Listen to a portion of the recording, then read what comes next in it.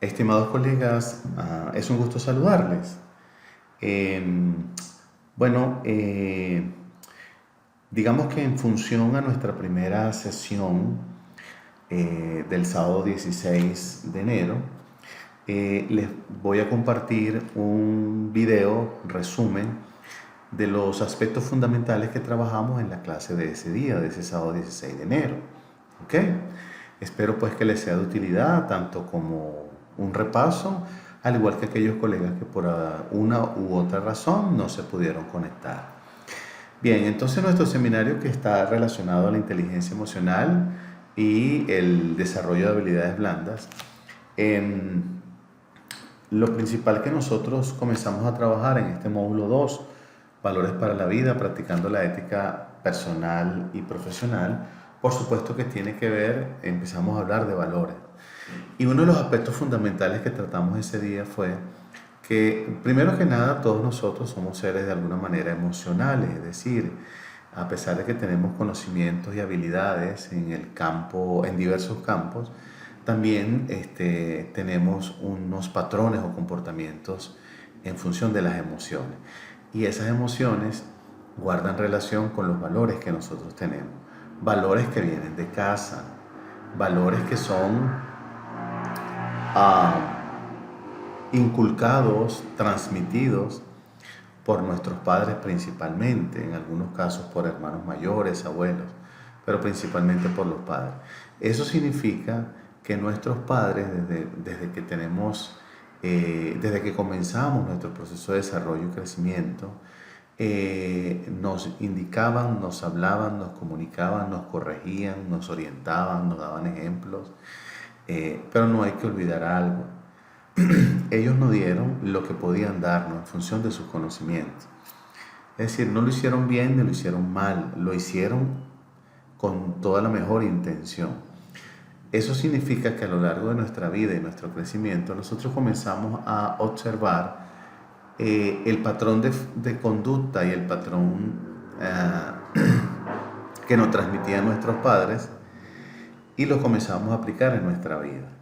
Significa esto que a medida que vamos creciendo y nos vamos desarrollando y de alguna manera nos vamos haciendo algo más interdependientes, comenzamos a interactuar en otros ambientes y es posible que nos demos cuenta, y ahí está la clave, que nos demos cuenta cuando esos valores tienen que mejorarse, readaptarse o simplemente cambiarse. ¿Por qué digo esto? Porque podemos decir que un papá o unos padres responsables, responsables no significa que tengan capacidad económica, responsable es que cumplen el rol de padre y madre, ¿verdad? Como protector, como orientador, como guía, como facilitador, ¿verdad? Estos padres nuestros nos dieron lo que sus modelos o patrones mentales venían de sus otros padres, que serían nuestros abuelos, nuestros bisabuelos, nuestros tatarabuelos y toda la generación anterior, ¿verdad? Sucede que muchos de esos patrones no son iguales porque cada época de nuestros familiares no fue igual.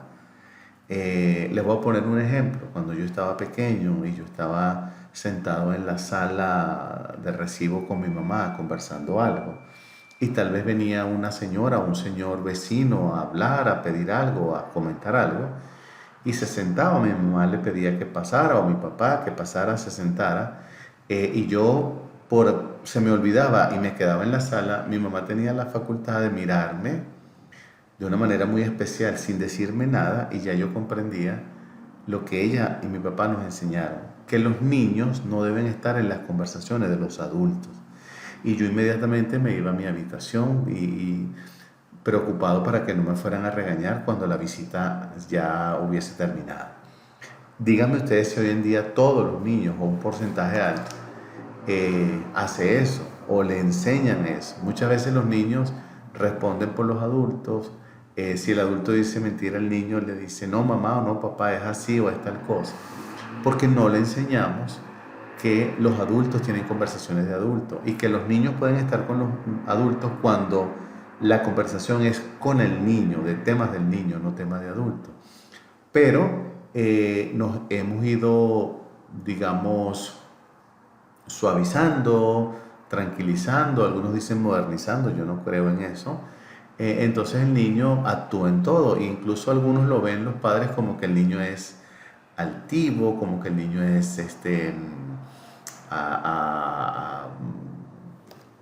elocuente, como que el niño está en un proceso de crecer y de entender y lo está haciendo muy bien, y es todo lo contrario, ¿verdad? Ese es un ejemplo de los valores, ¿verdad? Ahora bien, como les he dicho, los valores se pueden cambiar en la medida en que yo como individuo me dé cuenta, comprenda que el valor que ahorita estoy manejando no es lo más adecuado, ¿ok? Entonces, hay muchos valores, pero también hay contravalores. Entonces hay valores que los podemos denominar valores biológicos, que tienen que ver, por ejemplo, con la salud y la responsabilidad que tenemos nosotros con nuestra salud.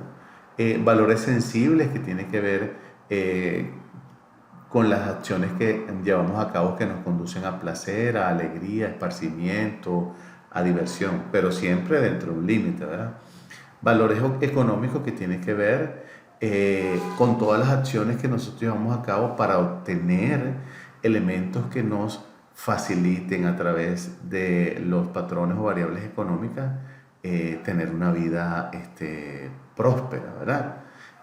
Valores estéticos tiene que ver con la belleza. Entonces, un ejemplo de valores estéticos, ustedes lo saben, que hay muchos artistas o personas del medio que se desfiguran el rostro porque no creen no quieren comprender que la vejez nos va a llegar a todos, las arrugas, las canas, el deterioro de las capacidades físicas. Entonces nuestros valores estéticos le hacemos daño a nuestro cuerpo, ¿okay? Los valores intelectuales son aquellos que nos ayudan a aprender a apreciar el conocimiento. Por lo tanto, me debo hacer responsable de constantemente estar alimentando mi ser con nuevos conocimientos. Y los valores religiosos, ¿verdad? Que para algunos nos permiten llegar a la dimensión de algo sagrado, para otros nos ayuda a acercarnos a la bondad, la justicia, la paz, la amistad, la lealtad, el compañerismo, etc. Entonces, pero cuando hablamos de contravalores, estamos hablando de las personas que comprenden ese valor desde un punto de vista totalmente antagónico, es decir, distinto. O sea, por ejemplo, una persona como ustedes sabe y comprende que robar es malo, pero tal vez un pandillero, un ladrón, una persona corrupta le pone una justificación o lo ve como que esa es su cotidianidad y que no puede hacer más nada para vivir. Por lo tanto, él vive de eso y él lo hace consciente, ¿verdad? Entonces, hay que ver que los contravalores también existen. La idea es que sean menores, pero últimamente han ido creciendo en las sociedades. ¿Por qué? Porque la misma globalización nos ha llevado a tener tanta información a la mano, pero no validada, no certificada. Es decir, cuánta información no aparece en Internet y nosotros nos podemos dar la seguridad de que esa información es fidedigna, que no está copiada, que no está alterada. Y si yo no tengo valores para saber manejar esa información, entonces puede ser que actúe de una manera errada, ¿ok? ¿Para qué nos sirven los valores? Bueno, para muchas cosas. Principalmente orientan a nuestras acciones y nuestras conductas, ¿verdad? En los diferentes escenarios en los cuales nos desarrollamos. Lo que sí es cierto es que un valor vale ahorita y vale en su casa, vale en la oficina, vale en la universidad, vale en la calle. ¿Sí? Los valores no son circunstanciales, los valores son algo arraigado, intrínseco en nosotros, en el que confiamos, creemos, lo aceptamos y lo ponemos en práctica. ¿Okay? Pero también es importante hablar de la ética, ¿verdad? Y tanto la moral como la ética tiene que ver con nuestras creencias para llevar a nuestros comportamientos idóneos. Es decir, yo tengo la creencia, ¿verdad?, de que robar es malo, entonces para mí soy una persona moralista, es decir, que rechazo el robo y soy una persona ética porque actúo en función de que robar es malo, ¿verdad? Entonces se parecen mucho, sin embargo, es importante reconocer que la ética y la moral son elementos transversales de nuestra vida. Es decir, yo les preguntaba el sábado, ¿por qué decimos una mentira? ¿O por qué me copio en un examen? ¿O por qué digo una mentira con su excusa respectiva y yo me creo la excusa porque es que sí, había mucho tráfico? Pero algunas veces no nos preguntamos si yo me comprometí en esta organización a llegar a la hora estipulada y no lo estoy cumpliendo. ¿Será que yo, de manera espontánea, sin que mi supervisor me llame la atención, comenzar a hacer algo para llegar más temprano? Es decir, levantarme más temprano, prepararme, dejar las cosas listas en la noche, o sea, identificar qué me está retrasando. Entonces algunos lo hacen así y otros se molestan con el jefe porque responden, bueno, ¿qué quiere usted que yo haga? Yo no puedo controlar el tráfico. Y esa respuesta es cierta.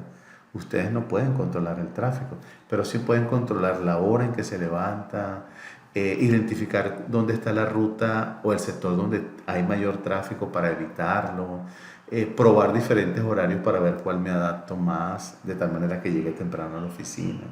Entonces, eso es moral y eso es ética, ¿verdad? Los antivalores les decía, ¿verdad?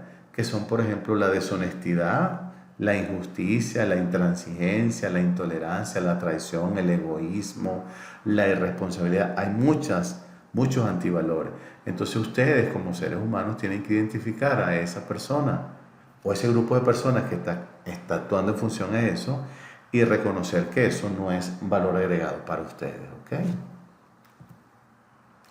Cuando nosotros decimos cuánto vales, no estamos hablando de un elemento que se pueda cuantificar en un valor que no sea la excepción, un valor ético, ¿verdad?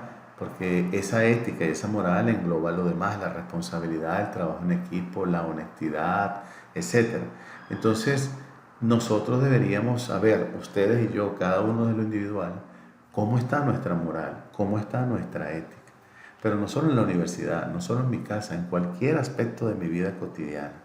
Porque insisto en lo que dije hace un momento, los valores no son circunstanciales, los valores son estáticos, son fijos y son elementos que llevamos internalizados. ¿Okay? Ahora, cuando hablamos de valores éticos, tiene que ver con esa forma, esos elementos que nos sirven de hilo conductor, de guía sobre él o los comportamientos que debemos tener que regulen nuestra conducta. Por ejemplo, saber cuándo callar, saber cuándo hablar, saber cuándo preguntar, no emitir juicio sin tener información, no darle importancia a los rumores que vienen de otras personas, porque eso me va a contagiar, me va a contaminar. Reconocer que eso no me trae ningún elemento positivo a mi vida. El estar criticando sin tener un basamento. ¿Okay? Asimismo existe la justicia, ¿verdad? Se dice que la justicia debe ser ciega y lo que busca es ser equitativo y dar a cada quien lo que corresponde. Pero muchas veces en los países, las regiones, los gobiernos, las personas conocen lo que es la justicia pero no la ponen en práctica y esa sería la gran pregunta.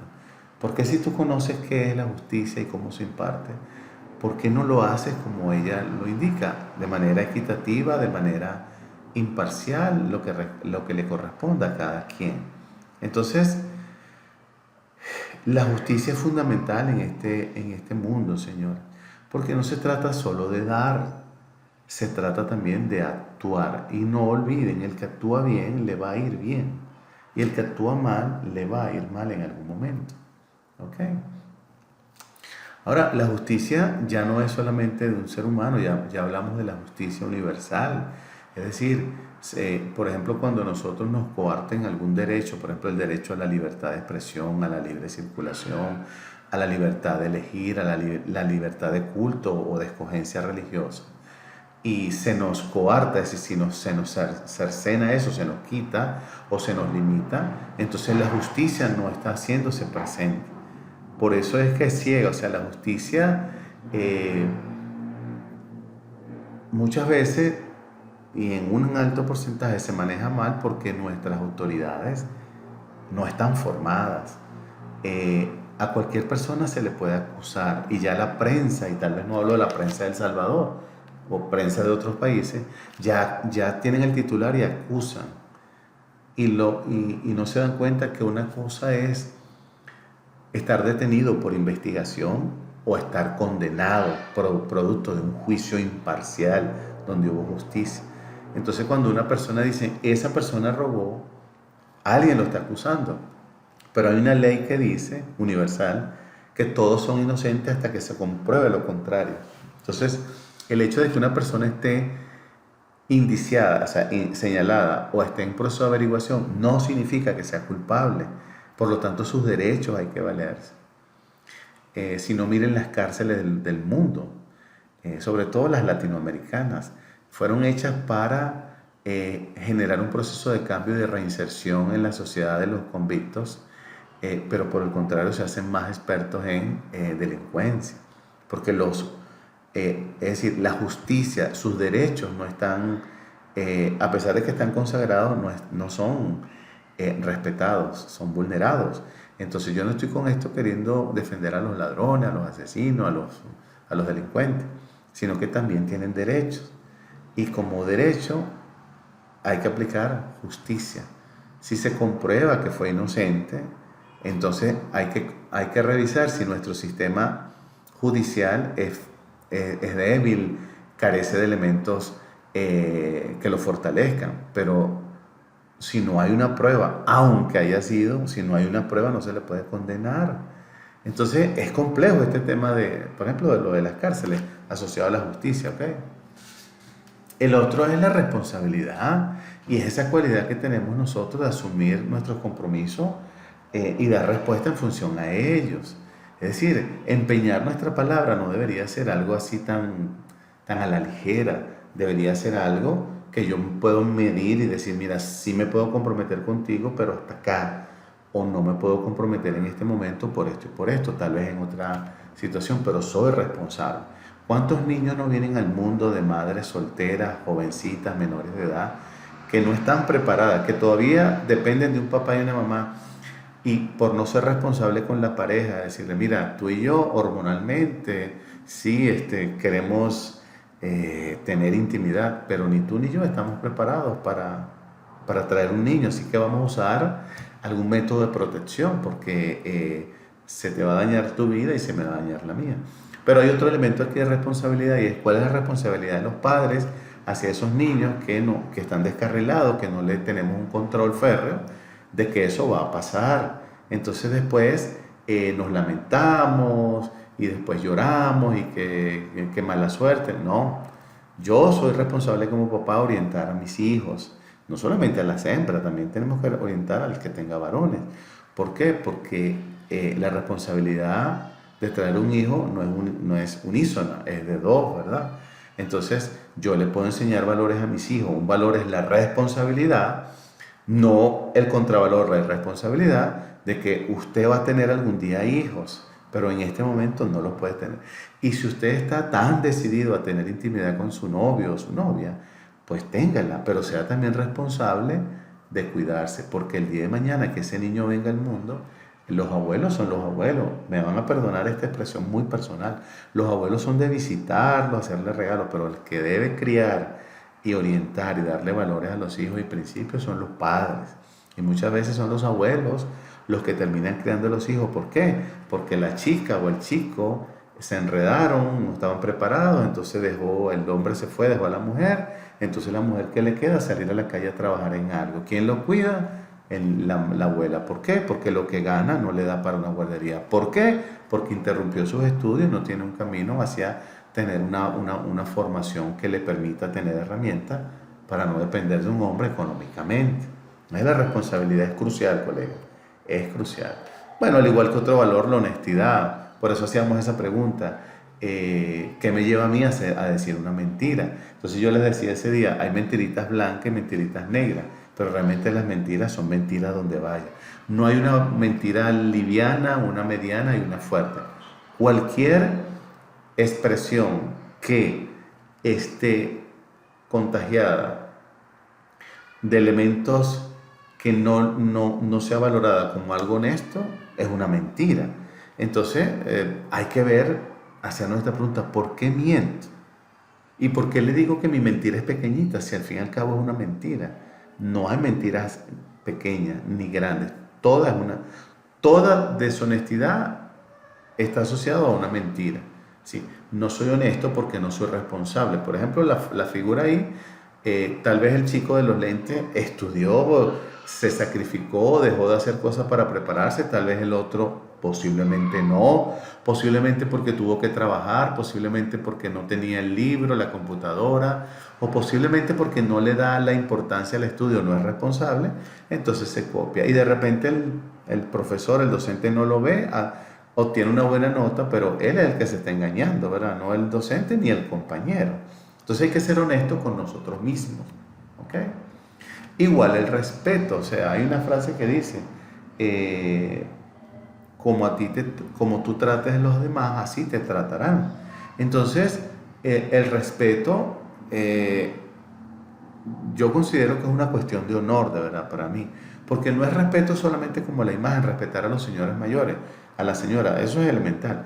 Hay que respetar a los niños, hay que respetar a la pareja, a los compañeros de trabajo, a los compañeros de la universidad. ¿Por qué? Porque todos tenemos formas de pensar distintas, no somos exactamente iguales. Puede ser que tengamos coincidencias una cosa con otra, pero no tenemos por qué ser iguales. Entonces, yo no respeto al otro porque su opinión, su idea, su forma de vivir, de vestir, de gestionar su mundo no es igual al mío. Entonces, cuando esa actuación del otro me afecte, yo veré si reclamo o me retiro. Pero no tengo por qué criticar la vida de otro. Tengo que ocuparme de la mía, mejorar la mía. ¿Ok? Igualmente, también existe lo que son los valores éticos absolutos, ¿verdad? Es algo así como una convicción de algo, por eso es un hábito o una costumbre que practicamos. Yo les ponía el ejemplo el sábado. Para mí, de pequeño me enseñaron que robar era malo. Y donde yo esté, yo recuerdo que robar es malo. Entonces, ese es un valor ético absoluto. Un valor ético absoluto, ¿ok? Un ejemplo. Bueno, también hablamos del juicio ético, ¿verdad? Que tiene mucho que ver con los análisis o el razonamiento que hacemos de una situación dada. Entonces, si yo quiero hacer un juicio ético, lo importante es que yo tenga información veraz, oportuna y confiable, para yo poder emitir un juicio responsable. Imagínense un juez. Un juez tiene en sus manos la libertad o el encarcelamiento de una persona. Si él no lleva bien el juicio y no exige la suficiente información para él tener un criterio, no va a poder entonces impartir justicia de manera imparcial, ¿verdad? Entonces, ese es el juicio ético. Bueno, colegas, con esto terminamos el resumen de lo que fue nuestra primera sesión. Espero que les haya sido útil. Recuerden que estamos a la orden. Cualquier pregunta, cualquier consulta, cualquier duda, tenemos la plataforma virtual, también tenemos el chat de WhatsApp. Así que este video se lo compartí para resumen y para aquellos que no pudieron estar en la primera clase. Para nuestra segunda clase se les va a hacer llegar, se les va a alojar en la plataforma virtual el link para que accedan a la segunda y sucesivas clases, pero ya el que nos da la herramienta Teams, es decir, el que tenemos en vivo donde ustedes interactúan, ¿ok? Así que bueno, gracias por su atención y seguimos pues hasta una nueva oportunidad. Muchísimas gracias. Feliz tarde.